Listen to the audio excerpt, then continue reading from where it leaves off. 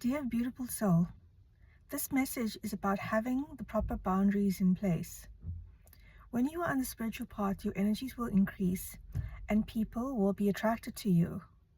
They will also be attracted to your energies and seek to try and obtain either your assistance, your help, or some form of you and your energy. It is important to have strong boundaries in place. This entails saying no, being kind and gentle to people, but still firmly hold on to your own ethics, integrities, values, and your own stance and purpose. People are not taking advantage of you because they are bad people, but because perhaps in the past you allowed them to take advantage of you by having weak boundaries and by not being able to say no. When you are a gentle soul, sometimes it's difficult to say no, and sometimes we are taught to people please. When we are insecure, we often find that we people please in order to feel that we need to people please to make friends. But this is not the case. People must love you for you, and people will love and respect you when you have strong boundaries in place. When you don't have strong boundaries in place, people will use you, not because they are bad people, but because you allow them to, and they find it so easy to do to that they often don't even think about it. So therefore, beautiful soul, the first stage of self-love is boundaries. Protecting your energy, protecting your time, protecting your self-worth, protecting your integrities and values. Because that's what boundaries are. They are how you protect your sovereignty. Every time you make a decision in line with your ethics and values and morals, those are boundaries and those are protecting your sovereignty.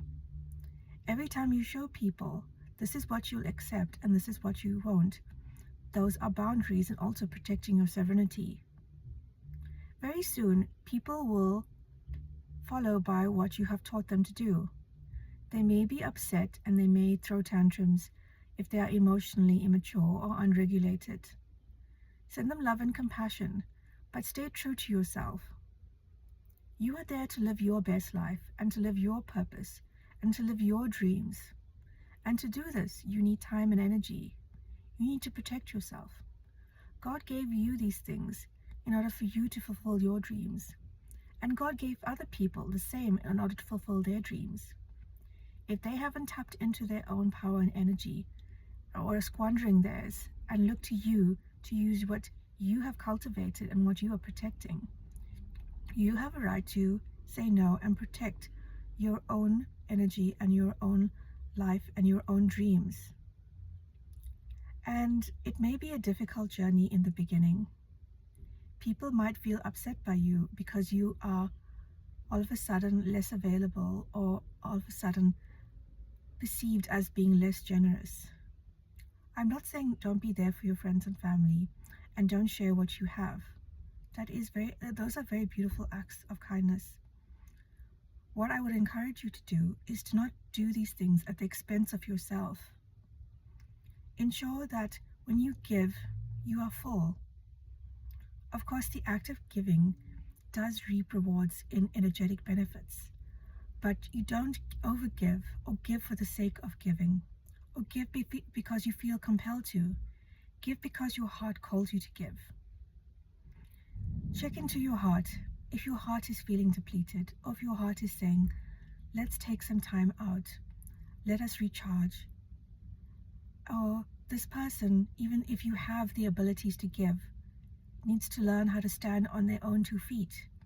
Or perhaps your giving is enabling them to continue on a self-destructive path of bad behavior. You saying no is for their own highest good.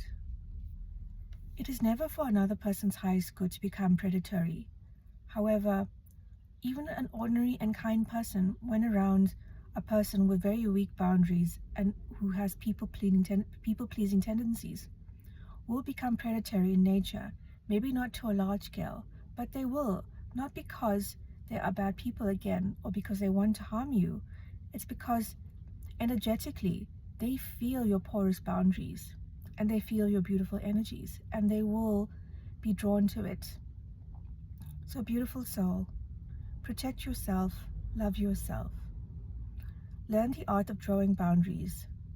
When you are tired and you want to go home and rest, if you have fulfilled your duties and responsibilities, please excuse yourself.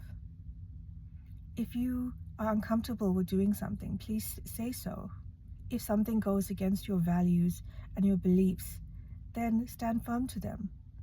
I'm not again saying be stubborn or be rude or be impolite and unavailable to people. I am saying you choose when you can do these things.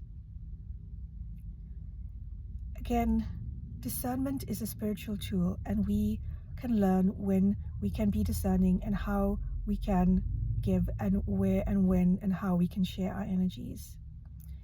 And I encourage you, dear beautiful soul, to reflect on this and to reflect on your energies and to see where you are leaking your energies and where you can protect yourself. Because by protecting your energies and by protecting yourself, you have more of yourself to live your best life and to live your dreams. As always, you are a divine being with power, and I invite you to step into that power.